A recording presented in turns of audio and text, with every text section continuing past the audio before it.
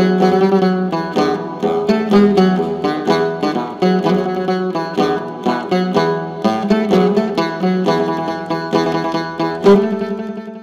evening from Phnom Penh, and welcome to episode 6 of my Cambodia VR Project podcast.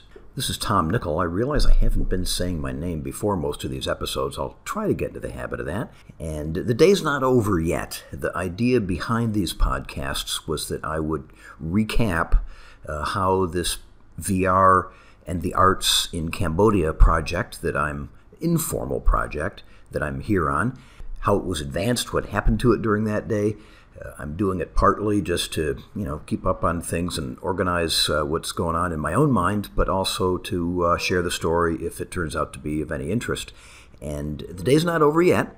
There's actually more to go that could impact the project, but there was one funny little part that's already happened, and I thought I'd just take a second now and explain it, which is that when I was here a couple months ago, one of the ways that I put myself out to start to learn more about I guess you'd say the media ecosystem of Phnom Penh was to go way beyond Cambodian Living Arts, the organization that I'm, here with, and to, learn about other organizations and people. And one of the things I did was present a workshop on VR at a place called the Bopana Center, which is an audiovisual resource center in Phnom Penh, a place, like Cambodian Living Arts is a cultural restoration, has a cultural restoration mission that has involved saving the arts, the instruments, the dance, the costuming.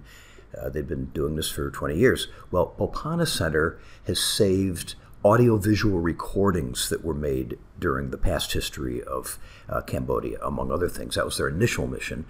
It's shifted, just like CLA's has, and now they do a lot of training of young people in media production techniques. They're a really great organization, and it was my privilege to get to speak there. And when I did, when it was over, I talked with a number of the people who were there, and one of them, Bopana Center had a number of their own staff there, but also invited some of their outside people that they knew that would be interested.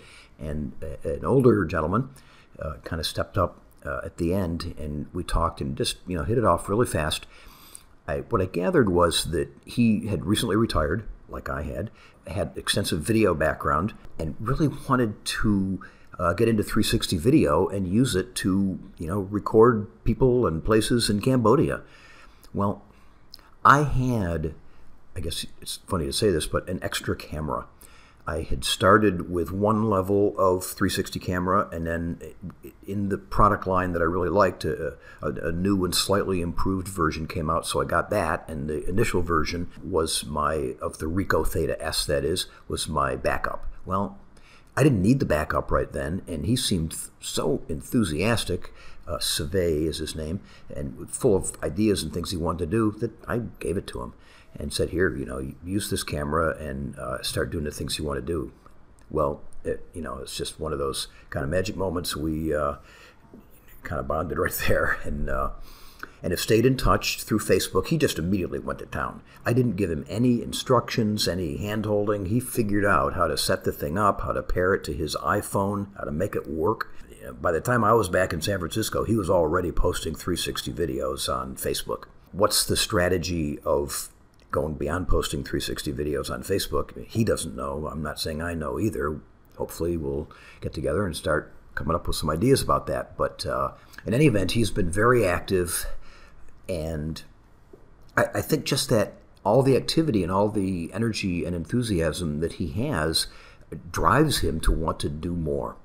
Oh, I should also mention that I put him in touch with Cambodian Living Arts, and he went off on a several-day expedition with the Khmer Magic music bus, doing I think some 360 video recording. I'm not totally sure what happened there. There was some Facebook posts, but I don't really have the complete story yet. I met with him very briefly today. That's why I'm telling this background story now. He just kind of showed up unannounced, and just before I was about to go off and do something else, so we talked really briefly.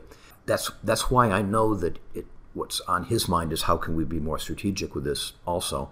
And we agreed to get together tomorrow, so I'll have more to say at that time. But I guess I just wanted to introduce that story of Sve and that I've already seen him. I'll be seeing him again tomorrow, and just through the way things kind of happen when you're open to it, the connection between someone who's here with a fair amount of savvy, the connection has already been made to Cambodian Living Arts. He's already done stuff with them. I'm about to, in a matter of minutes actually, going to meet with Arn and more, and we'll go out to dinner, and I'll find out more about how Svei was on that trip, if that was really as great a connection. I'll start to get the full story now. But now you've got the setup for it, I think I'll pause for a bit and complete today's podcast episode when I get back from dinner with Arn et al. Well, this is me. I'm back, as promised. I did have dinner with Arn and Sema's brother's son, something like Enjui. I've met him before. He's a cute little kid, and they had him primed as they were coming to pick me up to say, "Hi, Tom." Sure enough, when I got into the car, he piped right up and said, "Hi, Tom." It was more than that. He said, "Hi, Tom, how are you?" I think he's a sharp little kid, 3 years old. I like him. The reason it's worth mentioning is that he's the future of Cambodia. I mean, I'm lucky to know some adults, some people in their 20s, 30s. I actually know someone my own age here in Cambodia, and probably the people I know will live out our life more or less the way we understand it now, unless some extraterrestrial being lands tomorrow or something else unanticipated. But it's Enjui, it's the little kids, my own grandchildren, of course, in that same age cohort. It's the world they're growing up in that really gives me pause.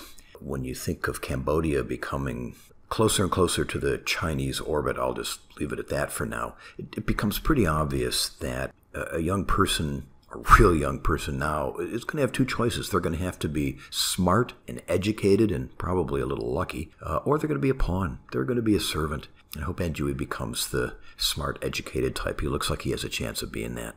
Most Cambodians seem to eat out. It seems to me, you drive along the streets, it's just one open air. You don't even want to call it a cafe. During the day, there's nothing there. And then at night, they just pull out all those, little plastic tables and little plastic chairs, and hundreds of people just sit out in lots of places around the city and eat. And they pull up their portable food stand things and cook up their food and that kind of a thing.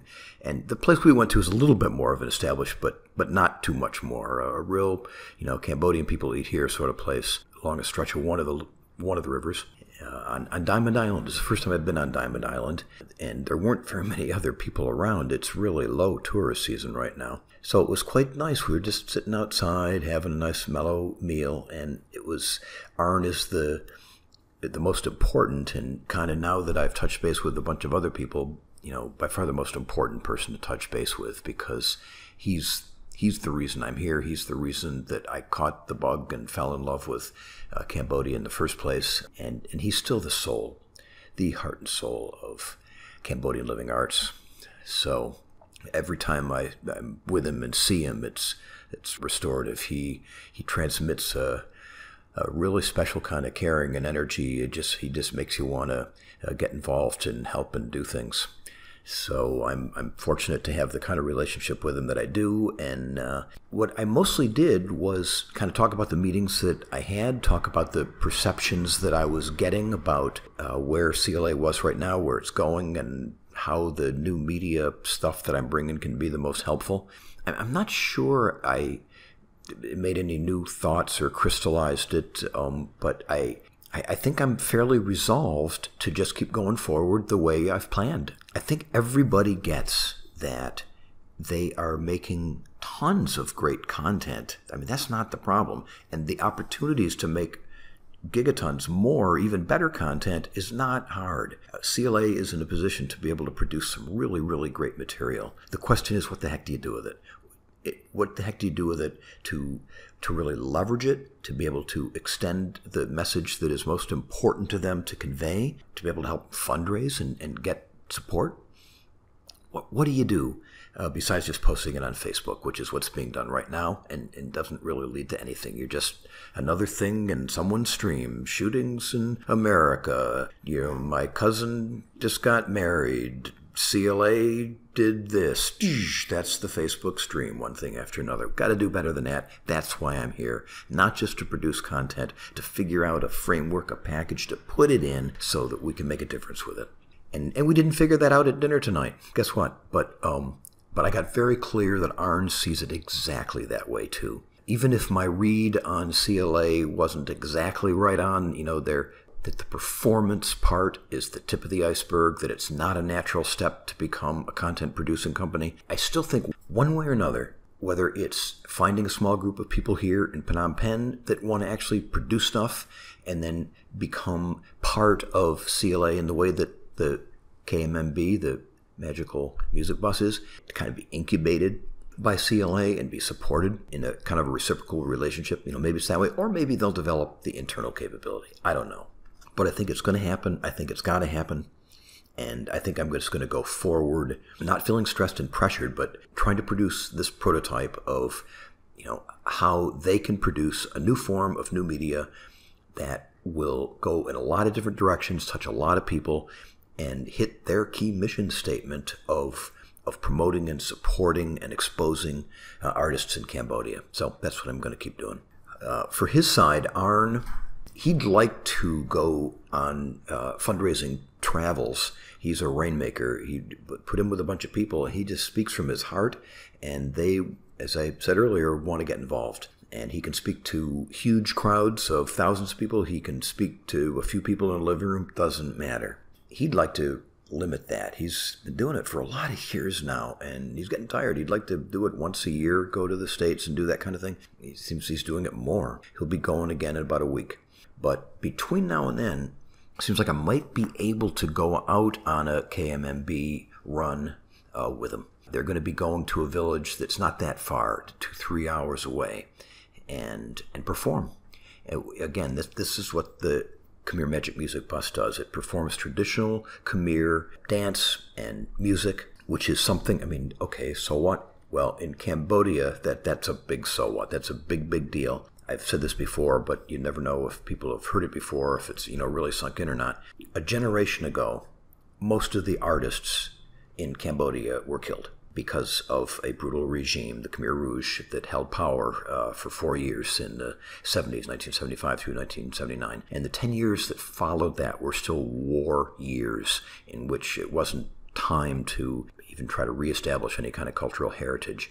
That reestablishment didn't happen until the 90s, and Arn Chornpond was one of the key guys, if not the guy, who really made it happen.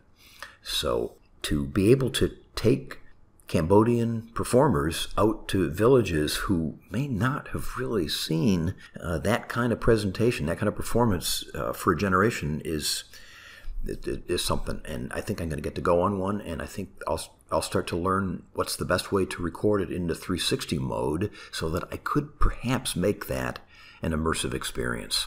That is my farthest out goal, is to create a kind of immersive experience of the kinds of things that CLA does, and then in a real VR environment, again, not posting it on Facebook where you push it around in a mouse to see the 360, with a mouse, but in the headset, in a good headset. Ultimately, I want to put it in a great headset in a VR social space gallery where people can have that total immersion sense of the artistic experience, and then also have CLA people in avatar form there to talk about it, to interact and explain and give the backstory. And again, this is just another big new outreach that I hope I can help CLA bring to pass. And it looks like I'll be able to gather some pretty compelling material for it in the next couple of days. So that's another thing that came up tonight.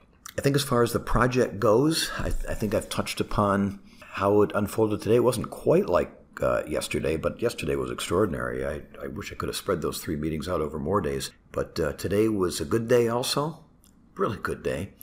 And tomorrow I will be spending some more time with Sve, who I explained earlier. I'll be, starting to strategize some with him. He'll play a role in the production capability of CLA or the bus, one way or another, I'm pretty sure of that. But I have a somewhat early start because I'm going to go out to Sisowath High School, where I've actually presented about 360 video and VR a couple of times in the past.